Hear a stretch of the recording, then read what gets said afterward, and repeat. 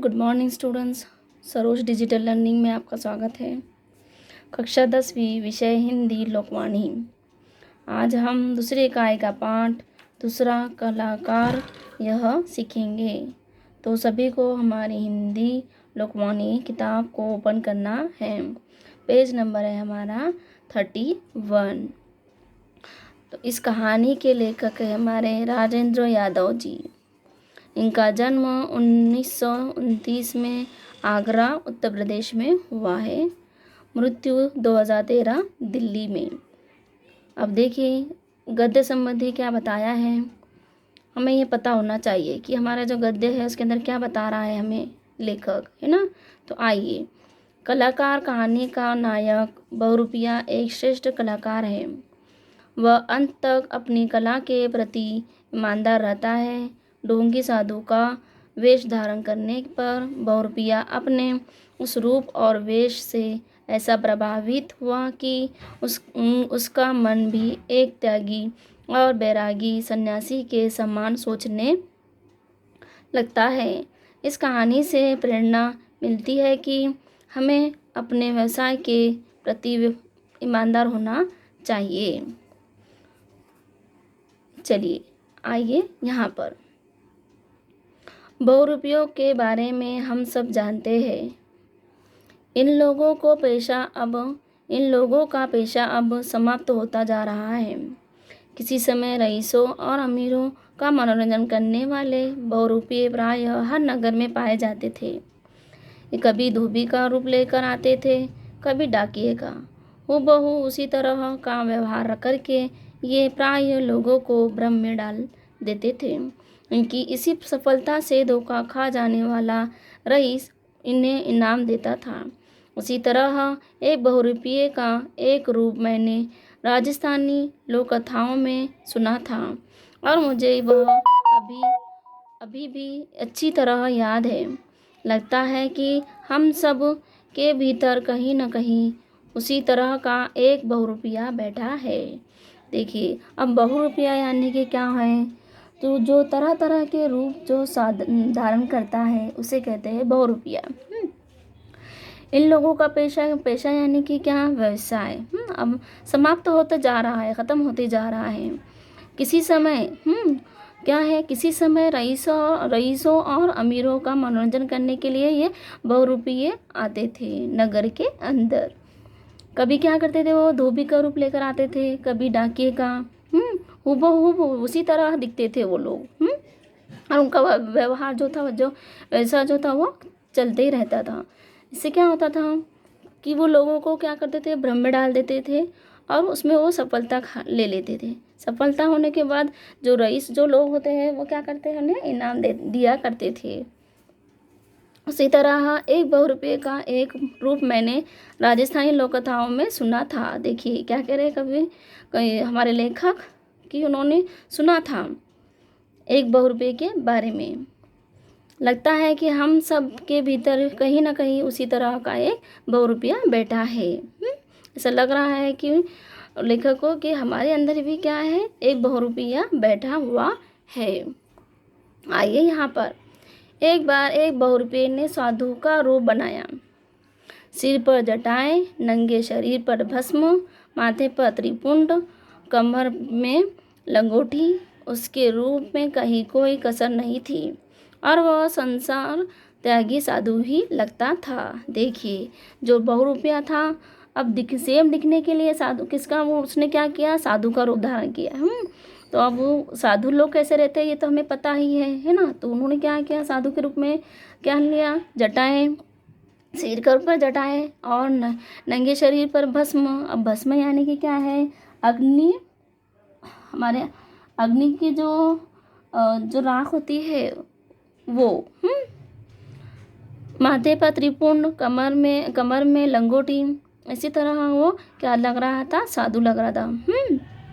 तो आइए, अभी यहाँ पर उसने नगर से बाहर बड़े से पेड़ के नीचे अपनी झोपड़ी तैयार की, बगीचा लगाया और बैठकर तपस्या करने लगा। अब देखिए, साधु जो लोग होते हैं वो क्या करते हैं, एक बड़े से पेड़ के नीचे चले जाते हैं और तपस्या करने लगते हैं। तो उसी तरह वो भी उसने भी किया, वो बहुरूपिये ने। धीरे धीरे सारे नगर में यह समाचार फैलने लगा कि बाहर एक बहुत पहुँचे हुए महात्मा ने आकर डेरा लगाया है। अब देखिए, किसी को भरोसा जल्दी ही हो जाता है ना, तो लोग क्या हो जाते हैं, उसके अंदर आ जाते हैं। तो लोगों उनमें धीरे धीरे सब लोगों में क्या हो गई, बात फैल गई और वहाँ पर क्या हुआ, महात्मा ने आकर डेरा लगाया, ऐसे बात सब लोगों ने वहाँ पर फैला दी नगर के अंदर। लोग उसके दर्शनों को आने लगे और धीरे धीरे चारों तरफ साधु का यश फैल गया।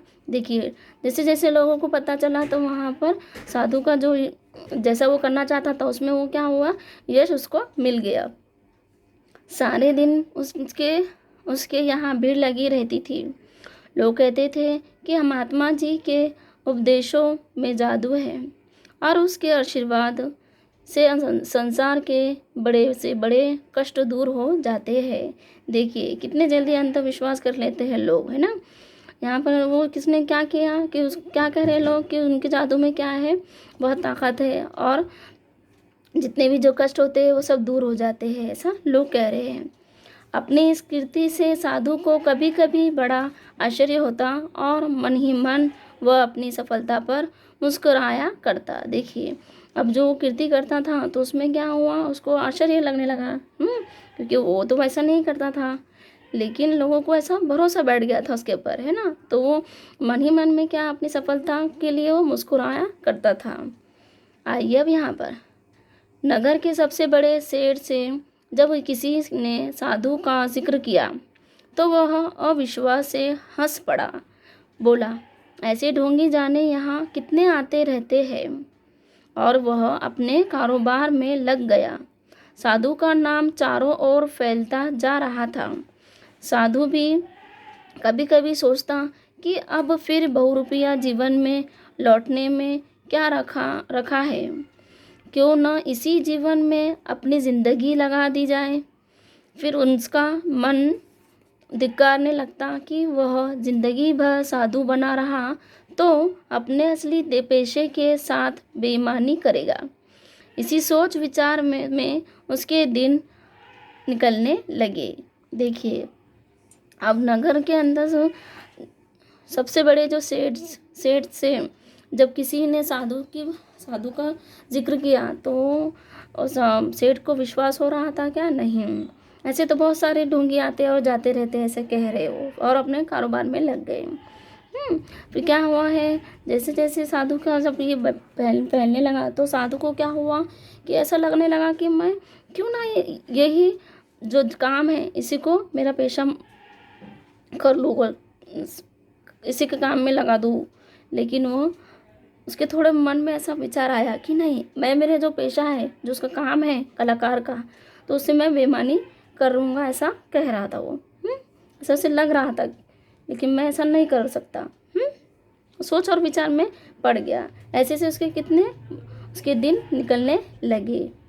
आइए यहाँ पर एक बार सेठ की पत्नी बहुत बीमार हो गई। दुनिया भर के इलाज कराए गए, वैद्य डॉक्टर बुलाए, लेकिन सेठानी की तबीयत ठीक नहीं हुई। उसे लगता था कि वह अब नहीं बचेंगी। मित्रों और शुभचिंतकों ने सलाह दी कि एक बार उस साधु को दिखा देने में क्या हानि है। हाहाकार तैयार हो गया। साधु ने जब दूर से सेठ को आते हुए देखा तो वो बहुत प्रसन्न हो गया। नगर का सबसे बड़ा करोड़पति उसके यहाँ आ रहा था। आगे आगे सेठ और फिर डोली में बीमार सेठानी। उसने जाकर साधु के चरण पकड़ लिए। महाराज, जैसे भी हो सेठानी को जीवन दीजिए। यह मेरे घर की लक्ष्मी है, इसी के कारण यह करोड़ों की संपत्ति आई है। जिस दिन से इसने मेरे यहाँ पाँव रखा है, मैंने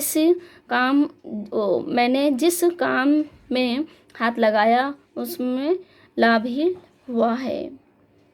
अगर इसे कुछ हो गया तो मैं किसी काम का नहीं रहूँगा। अब देखिए, जो बड़े सेठ जी थे वहाँ पर, तो उनकी जो पत्नी थी उसे क्या हुआ था, बीमार हो गई थी, वही ना सेठानी। तो वहाँ के लोगों ने क्या किया कि आप साधु के पास जाइए, वो अच्छे हो जाएंगे। तो इसलिए वो वहाँ पर गया। तो वहाँ पर क्या है, आगे आगे सेठ जी थे और पीछे और क्या था, डोली में बीमार सेठानी थी। और उनके साथ उनके सिपाही जो थे वो थे। और वो क्या कह रहे महाराज को कि मेरी जो सेठानी है उनको जीवन दान दे दीजिए, मेरी जो भी संपत्ति है वो मैंने इन्हीं से पाई है, ऐसा कह रहे वो। आइए अब यहाँ पर साधु ने गंभीर चेहरा बनाकर डोली का पर्दा उठाया। सेठानी बीमार में बेहोश पड़ी थी। भगवान ने चाहा तो सेठानी 7 दिन में ठीक हो जाएंगी। उसने धुनी की चुटकी भर राख उसके ऊपर डाल दी, फिर रोज आने को कहकर अपनी आंखें मूंद कर समाधि में लग गया। देखिए क्या है, उन्होंने साधु ने क्या किया, सेठानी को देखे तो वहाँ पर वो सेठानी कैसी थी, बेहोश पड़ी हुई थी।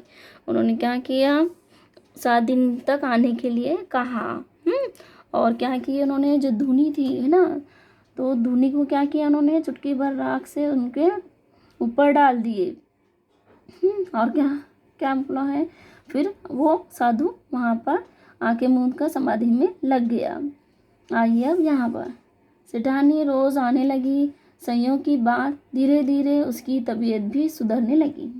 7-8 दिनों में उसकी बीमारी समाप्त होने लगी। सेठ को साधु पर घनघोर विश्वास हो गया और वह रोज उसके पास आने लगा।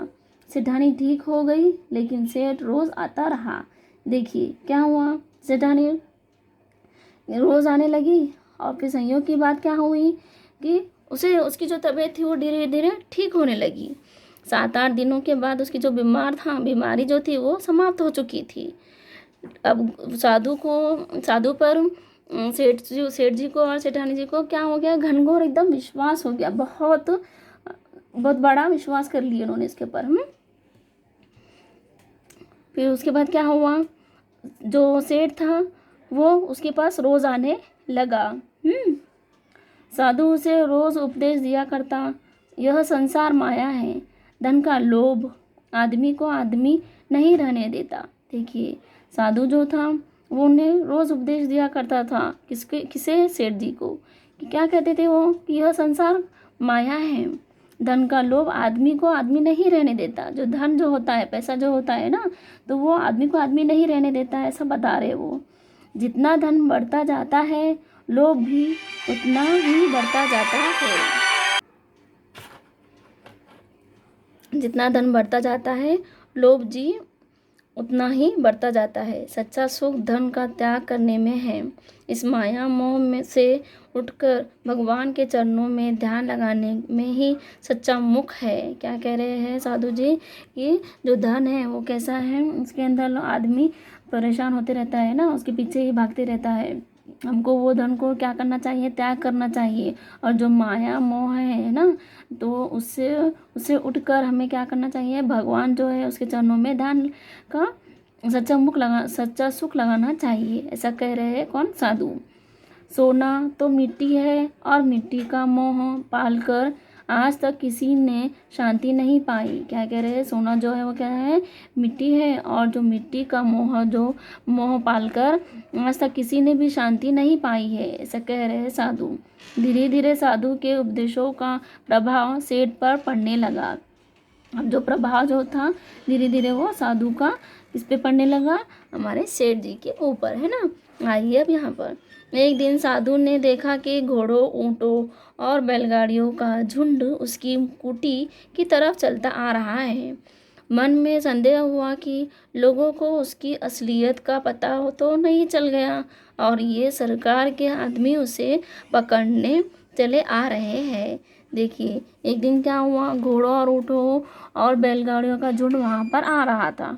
तो उसे क्या लगा कि सेठ को संदेह तो नहीं हो गया, पता तो नहीं चल गया कि उसकी जो असलियत है वो उसे पकड़ने के लिए तो नहीं आ रहे हैं, ऐसा उसे लग रहा था। वह अभी यही सब सोच ही रहा था कि देखा उस झुंड के आगे आगे वही सेठ है। सेठ पास आया, उसने साधु को प्रणाम किया। गाड़ियों, घोड़ों, ऊँटों से सोने गाड़ियों, घोड़ों, ऊँटों से, सोने चांदी के गहनों, मोहरों और जवाहरों से भरे कलशे उतरे गए। अब देखिए, मोहरों यानी कि क्या है, जो हमारे पहले के ज़माने में है ना, जो मूल्यवान जो चीज़ें सिक्के जो होती है धातु की, वो है, ठीक है। और जवाहर यानी कि रत्न कहते हैं उसे, और कलशे यानी कि घड़े।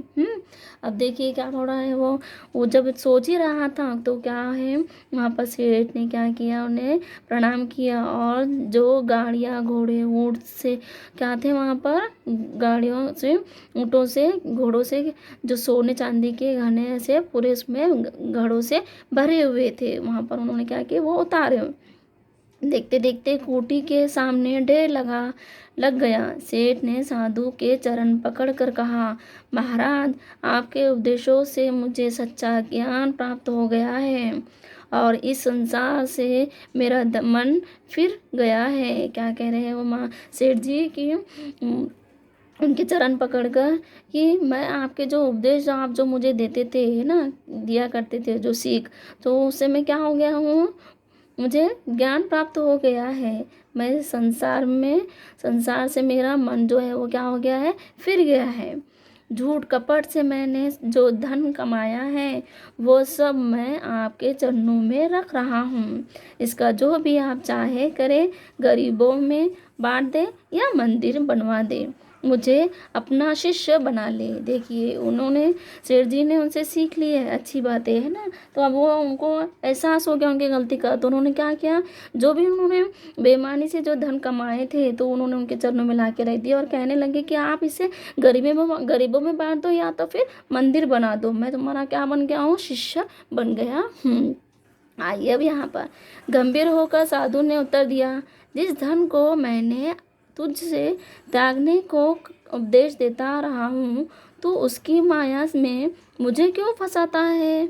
जो मैं तेरे लिए मिट्टी है वह मेरे लिए मिट्टी तो और भी पहले है, मैं इसमें हाथ नहीं लगा सकता। और सचमुच उसने धन नहीं लिया, समझा बुझाकर सेठ को लौटा दिया। महात्मा की इस महानता से सेठ की आंखों में आंसू आ गए। देखिए क्या है, उन्होंने जो उपदेश उनको दिए थे कि त्याग दो बोलकर धन को, है ना, तो फिर वो उन्हों क्यों लेंगे, है ना। तो उन्हों क्या पड़े हैं कि मुझे इस माया के उसमें क्यों फंसा रहे हो, है ना। जो मिट्टी है उसे वो नहीं ले सकते, है ना, मैंने उसे पहले ही टुकड़ा दिया हूँ जैसा, हाथ मैं नहीं लगा सकता हूँ। सचमुच उसने धन नहीं लिया, उसने जो धन था वो नहीं लिया। फिर क्या हुआ, सेठ जी को उन्होंने वो धन को लौटा दिए। तो महात्मा की इस महानता से सेठ की आंखों में जो आंसू थे वो भर आए। अगले दिन जब सेठ आया तो उसने देखा कि साधु का कहीं पता नहीं है। इधर उधर खोजा, कहीं भी कोई नहीं था। इतने में ही किसी ने आकर उसके चरण पकड़ लिए, सेठ मेरा इनाम दे। देखिए, अगले दिन वहाँ गए तो उन्होंने वहाँ पर साधु को पाया क्या नहीं। तभी उसी वक्त कौन चरण किसी ने पकड़ लिया और क्या कहा कि सेठ मेरा इनाम दे। तो देखिए, कैसा इनाम, तू कौन है। सेठ ने आश्चर्य से उस व्यक्ति को देखकर पूछा, उससे कहा कि कौन सा इनाम और तू कौन है। तो देखिए, कसूर माफ़ करना सेठ जी, मैं वही कल वाला महात्मा हूँ। मैं साधु वाधु कुछ नहीं, आपका सेवक बहुरूपिया हूँ। जब आप जैसे चतुर आदमी को मैंने धोखा दे दिया तो मुझे अपनी कला का बहुत बड़ा इनाम मिलना चाहिए। अपराधी भाव से बहुरूपिया सिर झुकाए खड़ा था। देखिए, उसने क्या किया कि कहा कि कल वाला जो महात्मा जो था वो मैं ही हूँ, सेवक के बहुरूपिये में। आपको मैंने क्या किया, उसकी चतुराई से धोखा दे दिया, है ना। तो मुझे मेरी कला का इनाम मिलना चाहिए, ऐसा कह रहा है वो। अपनी गर्दन को झुकाए खड़े होकर बोल रहा है वो। सेठ आश्चर्य के मारे आसमान से गिरा, फिर संभल कर बोला, इनाम तो मैं तुझे दूंगा, सचमुच तूने अपने काम में कमाल कर दिया। लेकिन एक बात बता, कल जब मैं अपनी सारी संपत्ति तेरे पास ले आया था तो तूने उसे क्यों नहीं स्वीकार किया? अगर तू उसे ले लेता तो आज तू सेठ होता। तुझे इस तरह इनाम मांगने की ज़रूरत नहीं रहती। देखिए उन्होंने क्या किया कि उसकी बात पे उन्होंने सही में कमाल कर दिया, ऐसा वो कह रहे हैं।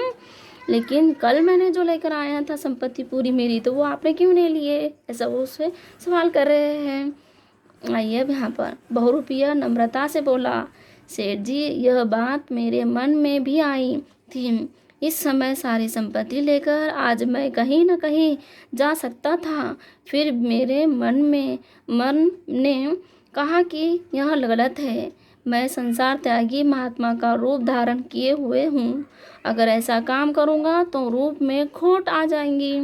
रूप को सच्चा रखने के लिए यही सूचित है कि मैं इस संपत्ति को त्याग दूँ। सच्चे महात्मा की तरह मैंने उसे त्याग दिया तो लगा कि जब मेरा काम पूरा हो गया, अब आप जो इनाम मुझे देंगे खुशी से ले लूँगा। और मेरी सेठानी की बीमारी, देखिए यहाँ तक आइए क्या कह रहे हैं सेठ जी को वो कि उनका भी मन हुआ था लेने के लिए, लेकिन उनको जब भी क्या हुआ, एहसास हुआ कि मैं एक साधु का हूँ तो मुझे ऐसा काम नहीं करना चाहिए। और मेरी सेठानी की बीमारी, सेठ ने पूछा, क्या पूछा उन्होंने? सेठ की जो बीवी थी उनके बारे में पूछा, पत्नी के बारे में, है ना, कि उनकी सेठानी की बीमारी जो थी वो, तो उसमें भी मेरा कुछ नहीं है, वो तो आपका और सेठानी का विश्वास और संयोग था। देखिए क्या कह रहे हो, उसमें भी मेरी कुछ भी नहीं है, कला जो भी थी उनकी वो तो एक आपका जो विश्वास हो गया था और एक संयोग हो गया, ये ऐसा एक सेठ की समझ में सचमुच नहीं आ रहा था कि कैसा यह बहुरूपिया है जो करोड़ों की संपत्ति छोड़कर 2-4 अशरफियों के इनाम पर इतना प्रसन्न और संतुष्ट है। देखिए सेठ को नहीं समझ में आ रहा था कि ये कैसा बहुरूपिया है कि इतनी करोड़ों की जो संपत्ति छोड़कर उसने सिर्फ क्या लिया, 2-4 अशरफिया। अशरफिया ये भी क्या होती है? मूल्यवान क्या है? धातु के सिक्के ही होते हैं। सिर्फ उतने ही सिक्के लेकर वो क्या हो गया है? प्रसन्न हो गया था और उसी के अंदर वो सही ऐसे उसे लगता था। देखिए यहाँ पर अपनी कला के अंदर और अपने व्यवसाय के अंदर उसने क्या दिखाई है? ईमानदारी दिखाई है। तो हमने भी कैसा रहना चाहिए? ईमानदारी से रहना चाहिए। आपको यह पाठ समझ में आ गया होगा, इसी आशा करती हूँ। धन्यवाद।